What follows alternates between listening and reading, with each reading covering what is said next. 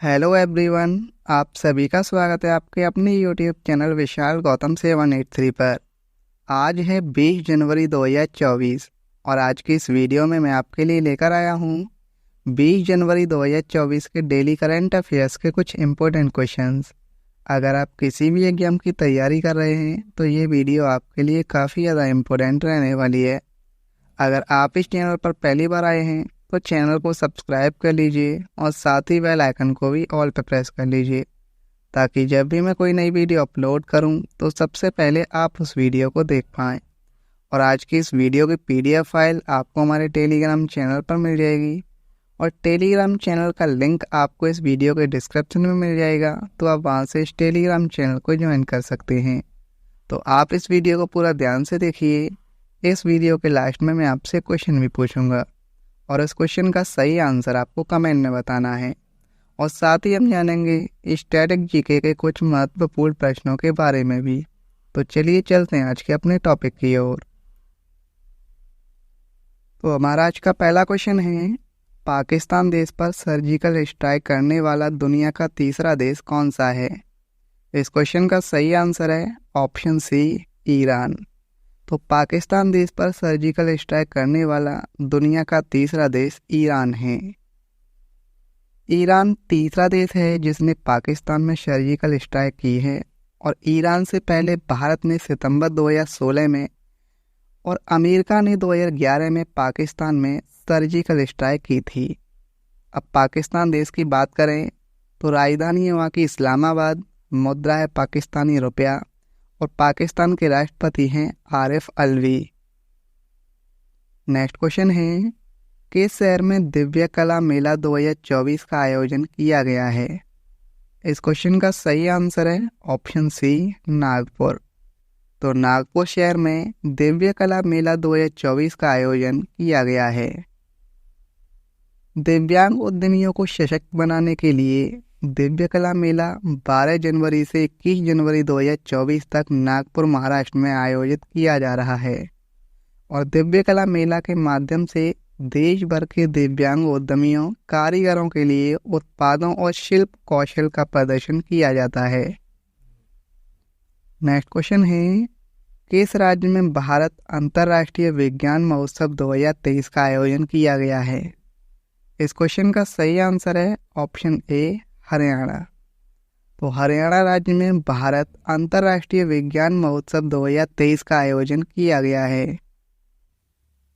इसका उद्देश्य वैज्ञानिक स्वभाव को बढ़ावा देना, उपलब्धियों को स्वीकार करना और भारतीय आबादी के बीच जागरूकता फैलाना है। भारत अंतर्राष्ट्रीय विज्ञान महोत्सव 2023 हरियाणा राज्य में 17 जनवरी को शुरू हो गया है, जो विज्ञान और प्रौद्योगिकी के अग्रणी क्षेत्रों में भारत की उपलब्धियों का जश्न मनाने वाले 4 दिवसीय उत्सव की शुरुआत है। अब बात करें हरियाणा की, तो हरियाणा राज्य की राजधानी चंडीगढ़ है। मुख्यमंत्री हैं मनोहर लाल खट्टर और राज्यपाल हैं यहाँ के बंडारू दत्तात्रेय।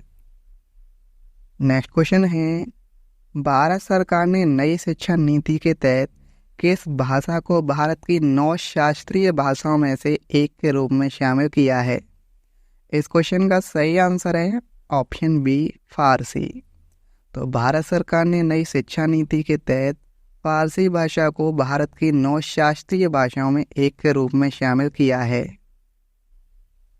सांस्कृतिक संबंधों को मजबूत करने के कदम में विदेश मंत्री एस जयशंकर ने घोषणा की है कि भारत सरकार ने नई शिक्षा नीति के तहत फारसी को भारत की 9 शास्त्रीय भाषाओं में से एक के रूप में शामिल किया है। यह घोषणा की गई है कि नई शिक्षा नीति 2020 के तहत फारसी एक नई शास्त्रीय भाषा होगी, जबकि आधिकारिक तौर पर भारतीय संविधान की 8वीं अनुसूची के तहत अब तक 6 शास्त्रीय भाषाओं की पहचान की गई है। नेक्स्ट क्वेश्चन है, विश्वनाथन आनंद को पीछे छोड़ते हुए भारत के नंबर 1 शतरंज खिलाड़ी कौन बने हैं? इस क्वेश्चन का सही आंसर है ऑप्शन बी, रमेश बाबू प्रज्ञानंद। तो विश्वनाथ आनंद को पीछे छोड़ते हुए भारत के नंबर 1 शतरंज खिलाड़ी रमेश बाबू प्रज्ञानंद बने हैं। भारतीय युवा शतरंज खिलाड़ी रमेश बाबू प्रज्ञानंद ने नीदरलैंड में आयोजित टाटा स्टील मास्टर्स में विश्व शतरंज चैंपियनशिप चैंपियन डिंग लेरेन को हरा दिया है और इस जीत के साथ प्रज्ञानंद विश्वनाथन आनंद के बाद मौजूदा चैंपियन को हराने वाले दूसरे भारतीय बन गए।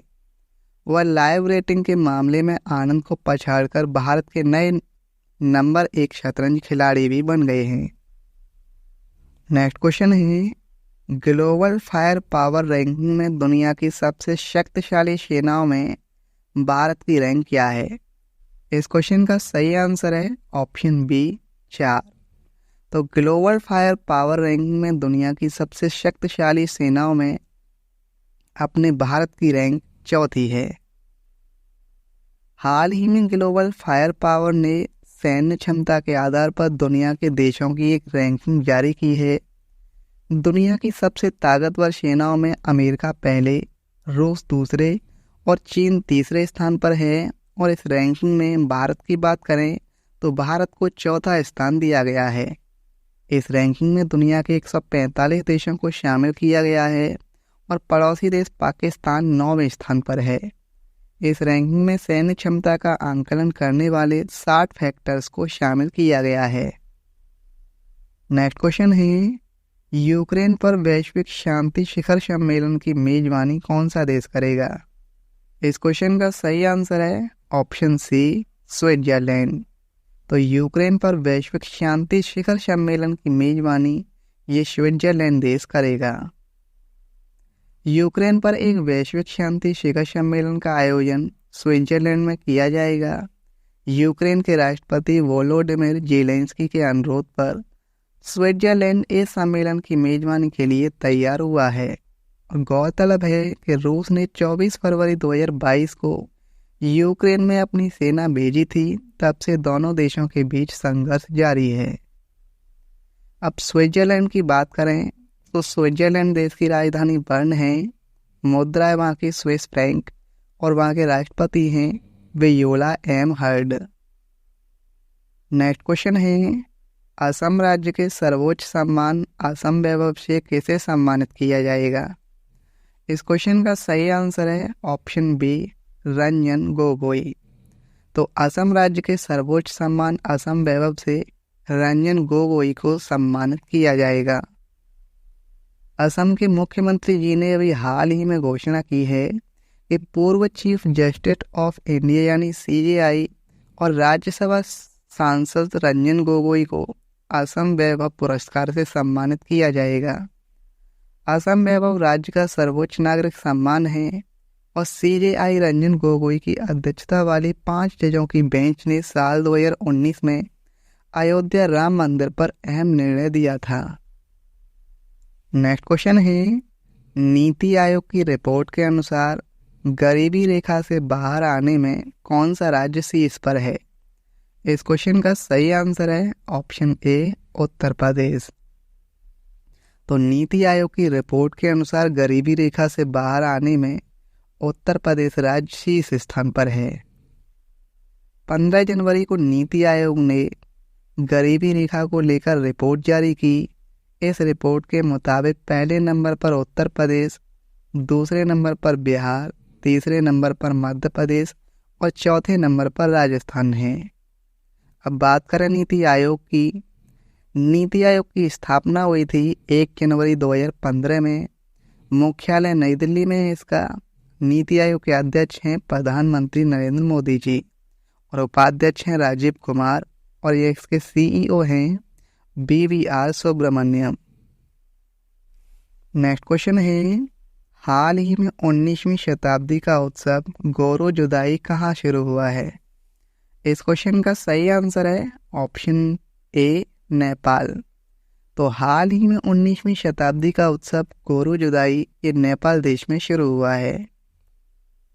नेपाल के तारुका में वार्षिक वुल फाइटिंग उत्सव का आयोजन हुआ। इस त्यौहार को गोरो जुदाई या बुल फाइटिंग के नाम से भी जाना जाता है और यह 19वीं शताब्दी का है। यह त्यौहार संगीत और नृत्य के साथ होता है और ग्रामीणों के लिए राजा का स्वागत करने और मनोरंजन करने का एक तरीका है। अब बात करें नेपाल देश की। नेपाल की राजधानी काठमांडू है। मुद्रा वहाँ की नेपाली रुपया और प्रधानमंत्री हैं पुष्प कमल दहल। नेक्स्ट क्वेश्चन है 18 जनवरी 2024 को समाज सुधारक महादेव गोविंद रनाडो की कौन सी जयंती मनाई गई? इस क्वेश्चन का सही आंसर है ऑप्शन बी 182वीं। तो 18 जनवरी 2024 को समाज सुधारक महादेव गोविंद रानाडे की ये 182वीं जयंती मनाई गई है। रानाडे का जन्म 18 जनवरी 1842 को निफाड नासिक भारत में हुआ था। वे बॉम्बे उच्च न्यायालय के न्यायाधीश थे और ब्रिटिश औपनिवेशिक काल के दौरान भारत के सामाजिक और आर्थिक परिवर्तन में एक प्रमुख व्यक्ति थे और 1985 में भारतीय राष्ट्रीय कांग्रेस के संस्थापक सदस्य भी थे। रानाडे ने एक समाज सुधारक और विचारक थे जिन्होंने बाल विवाह और जाति व्यवस्था के खिलाफ वकालत की थी।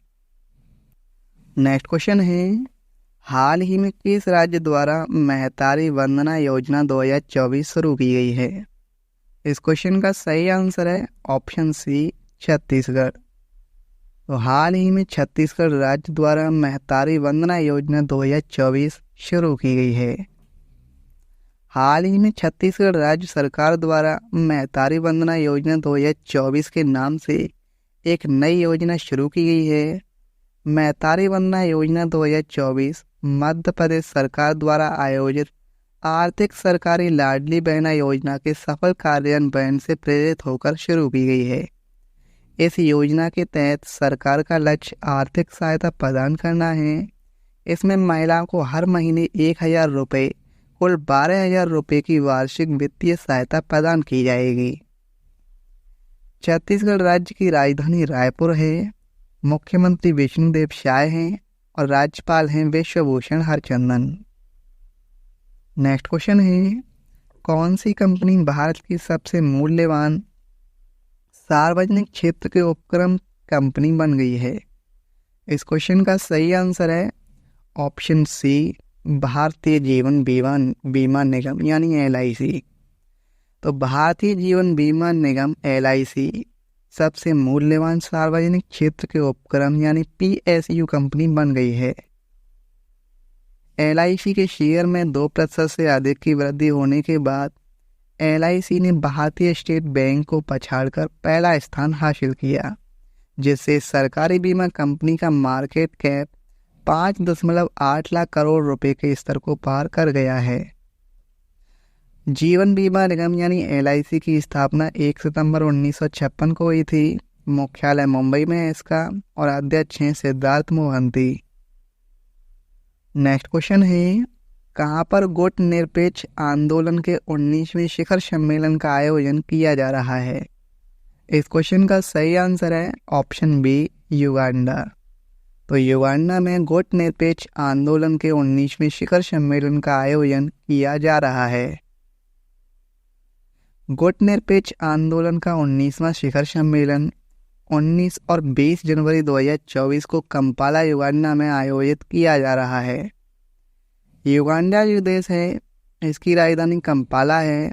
मुद्रा है वहाँ की युगांडा शिलिंग और राष्ट्रपति हैं योवेरी मुसेवेनी। नेक्स्ट क्वेश्चन है हाल ही में कच्ची खरे को GI टैग दिया गया है, यह किस राज्य से संबंधित है? इस क्वेश्चन का सही आंसर है ऑप्शन सी गुजरात। तो अभी हाल ही में कच्ची खरे को GI टैग दिया गया है, यह गुजरात राज्य से संबंधित है। कच्ची खरे एक प्रकार का खजूर है जो मूल रूप से कच्छ गुजरात में पाया जाता है। भारत के पेटेंट डिजाइन और ट्रेडमार्क्स महानियंत्रक ने हाल ही में कच्ची खरे को भौगोलिक संकेत यानी GI टैग से सम्मानित किया है।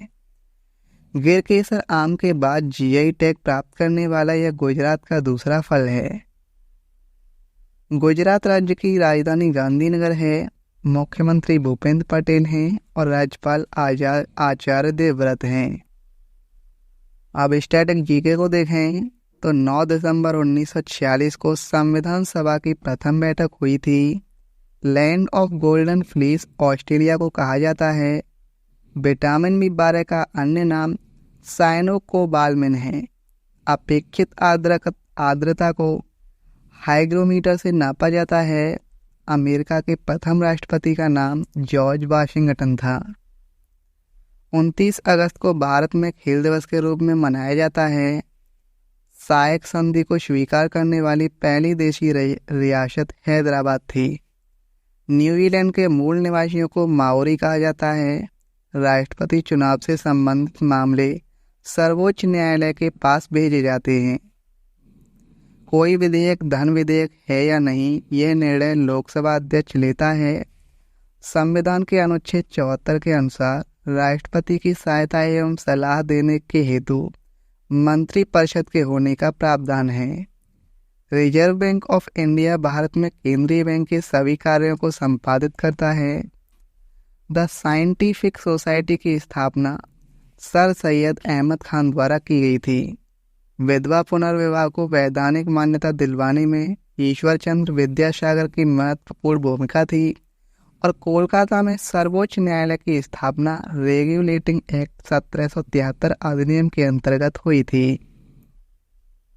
कल की वीडियो में मैंने आपसे क्वेश्चन पूछा था कि भारतीय राष्ट्रीय कांग्रेस यानी INC ने किस राज्य के थौबल जिले से भारत जोड़ो न्याय यात्रा शुरू की है। इस क्वेश्चन का सही आंसर था ऑप्शन सी, मणिपुर। तो भारतीय राष्ट्रीय कांग्रेस यानी INC ने मणिपुर राज्य के थौबल जिले से भारत जोड़ो न्याय यात्रा शुरू की है। अब आपके लिए आज का क्वेश्चन है, हाल ही में अपना विद्यालय नामक पहल किस राज्य द्वारा शुरू की गई है। इस क्वेश्चन का सही आंसर आपको कमेंट में बताना है। अगर आपको ये वीडियो आज की हेल्पफुल लगी हो तो आप इस वीडियो को अपने दोस्तों के पास जरूर शेयर करना, और अगर आप इस चैनल पर पहली बार आए हैं तो चैनल को भी सब्सक्राइब जरूर कर लेना। तो चलिए चलते हैं। जय हिंद, जय भारत, वंदे मातरम।